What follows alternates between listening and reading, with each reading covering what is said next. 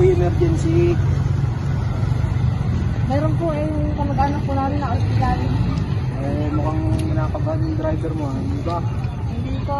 Kakakapi lang po kasi. Sobrang masakit. Opo. Kawarsiya nga sa license. Saan? Naiwan po eh.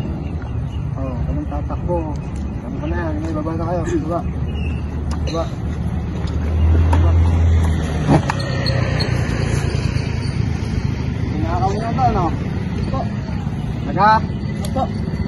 Alam nyo ba, meron tayong batas na nagsasabi na bawal ang nakaw.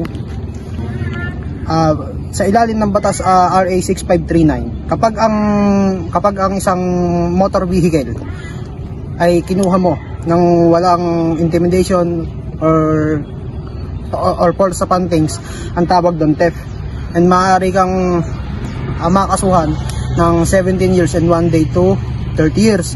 At katumbas nun yung pagbabayad mo sa halaga ng motor na kinuha mo. At meron naman din tayong isang batas na tinatawag na RA 10883 siya yung batas na nag-amend sa 6539.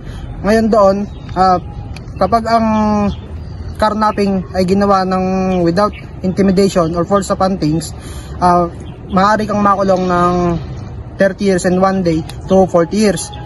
Ganon. Tapos kapag ka naman may intimidation at saka false appantings, maaari kayong makulong ng 40 years and up. At katumbas nun yung pagbabayad sa halaga ng motor na kinarnap nyo. Kakaintindihan ba tayo? Sir, yes sir. Kaya kayo, nakain tatakbo. Yun lang kayo. Sir. Tawag kami ng polis. Sir, Juan, buddy, tumawag ka ng kasama natin. Ipadala ito sa Perdindo.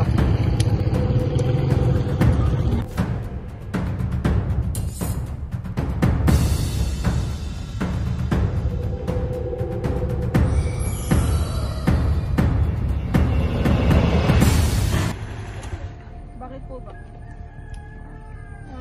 Bakit ka nagsiselfon habang nag-drive?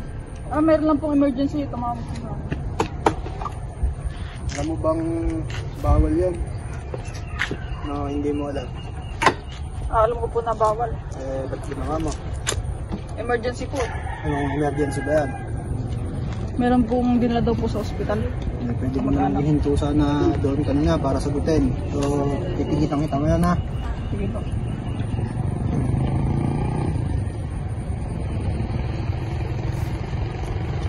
So, alam mo ba, meron tayong tinatawag na RA 10913 o yung tinatawag natin na Anti-Distracted Driving Act. So, dito sa Anti-Distracted Driving Act, sino man na gumagamit ng mga distracted device tulad ng cellphone, yan, is subjected sa fine sa batas na to. So, ang penalty rito is first offense 5,000 pesos, second offense 10,000 pesos, third offense 15,000 pesos, and fourth offense 20,000 pesos plus revocation ng yung driver's license. Tapos hindi lang doon nangyayari yon, meron pa siyang 10% increase hanggat hindi mo natutubos yung driver's license. At saka pag napatunayan din na sobrang grave yung ginawa mo, tulad ng ginawa mo kanina, nagte-text ka habang nagda-drive, so yun, maaaring madagdagan ng 10% yung mga penalties mo. Pang ilang beses mo na bang nahuli to? First offense pa. First offense. So 5,000 pesos ang fine mo, ano? Opo. So kailangan mong ayusin yan para mawala ka ng abala. Sa susunod na pagkakataon, pag ganyang may emergency, pwede ka naman mag-stop over at saka mo sagutin. Kasi yan, ang purpose niyan para hindi kayo madisgrasya, ha? Yes sir. Sige, kaintindihan tayo. Sige, ayun na. Sige po.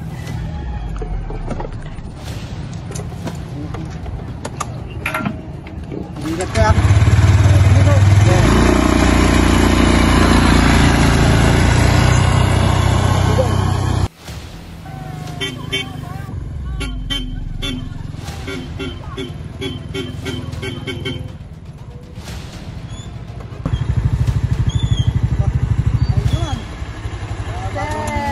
Bagong trip natin, ha?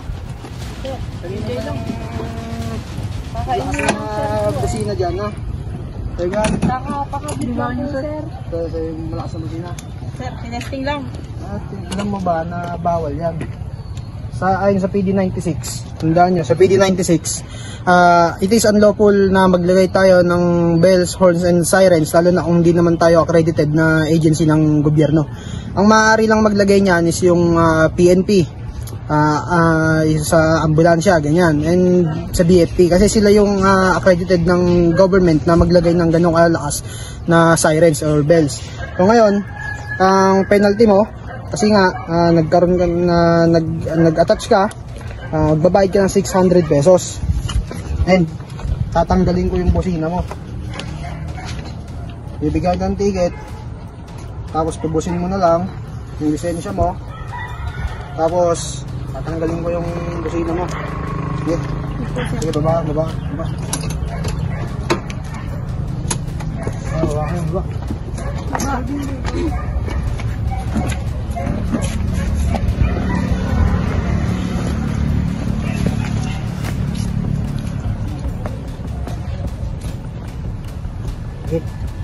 Hindi ko pala matatanggal ito. Dadalhin ko lang ito sa presintanan. Tatawag lang ako ng kasama ko.